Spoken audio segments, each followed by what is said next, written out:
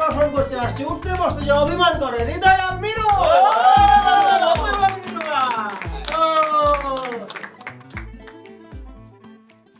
Okay, thank you. সবাই কেমন আছেন? ভালো আছেন তো? হাসতে হবে কিন্তু, প্রচুর হাসতে হবে, না হাসলে খবর আছে আজকে। এই যে খবর আছে, এটা আজকাল শুনলে অনেক অবাক হয়ে যায়, আতঙ্কে থাকে, ভয়ে থাকে, চমকে ওঠে। খবর আছে, ভালো খবর নাকি খারাপ খবর, তাই না? তাই গতকালকে আমার এক ভাই বলছে, মিরু খবর আছে। বললাম, ভাই দোহাই লাগে, খারাপ খবরটা বলিস না। মানে আমরা খবর মানে কি জানতাম? তথ্য। আর আজকালকার খবর মানে হচ্ছে মানুষের নির্যাতন। এক টিভিতে খবর চলতেছে পরিস্থিতি নিয়ন্ত্রণে, আর এক টিভিতে পরিস্থিতি নিয়ন্ত্রণের বাইরে, আর মাঝখানে আমি কনফিউজড, নিয়ন্ত্রণ করেটা কে? হাতে রিমোটও নাই আমাদের। আর এই দেশে রাজনীতির কথা কি বলবো? রাজনীতির খবর শুনলে মনে হয় এই দেশটা আসলে দেশ না, এটা একটা রিয়েলিটি শো। মানে মানে একটার পর একটা ধামাকা এপিসোড চলতেছে, খালি ভোট সিস্টেমটা বন্ধ। মানে আজকালকার রাজনীতিবিদরা, মানে আগে কি হতো যে রাজনীতিবিদরা মানে প্রেস কনফারেন্স করতো, আর এখনকার গুলা ফেসবুকে লাইভ করে। একদল ক্ষমতায় আর একদল কমেন্টে। মানে ক্ষমতা দখল এখন মাঠে না, রিয়াকশন বাটনে। আচ্ছা, আমরা সবাই পত্রিকা পড়ি তো নাকি? পত্রিকার হেডলাইন গুলো কেমন হয়?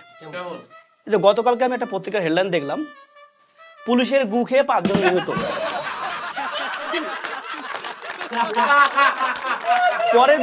পরের দিন ওই পত্রিকায় আবার হেডলাইন, আমাদের পাসার ভুলে আমরা দুঃখিত।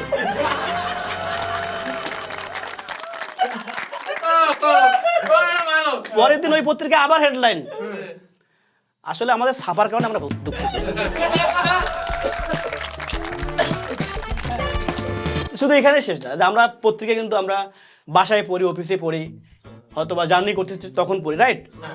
তো ভাই বাসে কিংবা গাড়িতে বা ট্রেনে পত্রিকা হাতে নিয়ে পড়লে একটু সমস্যা হয়। মানে আমার সমস্যা হয়েছিল, আমি গাড়িতে করে যাচ্ছি, আমার পাশে সিটে একজন বসা আছে, পত্রিকা নিচ্ছি, পত্রিকাটা পড়তেছি, প্রথম পাতা। আমি মনে মনে প্রথম পাতাটা পড়লাম, পড়া শেষ। আমি যেই পাতাটা উল্টাবো, পাশ থেকে হয়ে গেল কি, ভাই উল্টাইয়েন না, আমার পড়া শেষ হয় না। কি একটা অদ্ভুত বিষয়।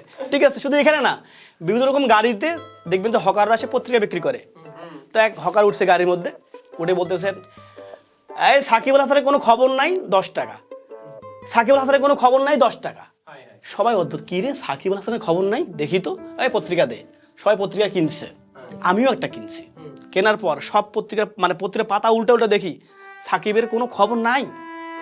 নয়, তুমি না কইলে সাকিবের কোনো খবর নাই, আমি তো দেখছি কোথাও খবর নাই। আমি ওইটাই কইছি, কোনো খবর নাই। হ্যাঁ, আবার কিছু কিছু পত্রিকায় দেখবেন লেখা, এক পেজে লেখা উন্নয়ন, আর এক পেজে লেখা বাজারে আগুন কেন। সে আগুনটা আমার মানিব্যাগেও, যে দাম রে ভাই। আর খেলার পাতা যখন আমরা উল্টাই, মানে মনে হয় যে আমাদের দেশের খেলোয়াড়রা আমাদের আবেগ নিয়ে খেলতেছে, মানে আবেগের উঠানামা করতেছে। বাংলাদেশ জিতলে ঐতিহাসিক, আর হারলে আমরা এখনো শিখতেছি। এই শিখতেছি এই ওয়ার্ডটা আমি 20টা বছর ধরে শুনতেছি, বাট সিলেবাস শেষ হয়। হ্যাঁ, আচ্ছা, আমরা সবাই রেডিওতে খবর শুনেছি। রেডিওতে খবর শোনা যায় কিন্তু দেখা যায় না। এই জন্য এই জায়গায় রেডিও সবচেয়ে শক্তিশালী, কারণ রেডিওতে খারাপ খবর হলেও দেখা যায় না। হ্যাঁ, আর রেডিওর যারা খবর পড়ে খুব শান্ত গলায় খবরটা পড়ে। পরে কি যে বাংলাদেশ বেতার খবর পড়ছে সালেহ আহমেদ, এখন দুপুর 2টা, কত ঠান্ডা, কত শান্ত গলায় বলতেছে। মানে ওর খবর পড়া শুনে মনে হয় দেশে কোনো যুদ্ধ লাগে নাই, কোনো কিছু হয় নাই, হালকা বাতাস বইতেছে। ঠিক আছে, ওইদিকে টিভিতে নিউজ দেখাচ্ছে না পরিস্থিতি ভয়াবহ, আর ওই রেডিওতে পড়তেছে পরিস্থিতি কিছুটা জটিল। আর এই খবরের এই রেডিওর খবর শুনে আমার সবচেয়ে বেশি আমি কনফিউজ হয়ে যাই আবহাওয়া বার্তায়।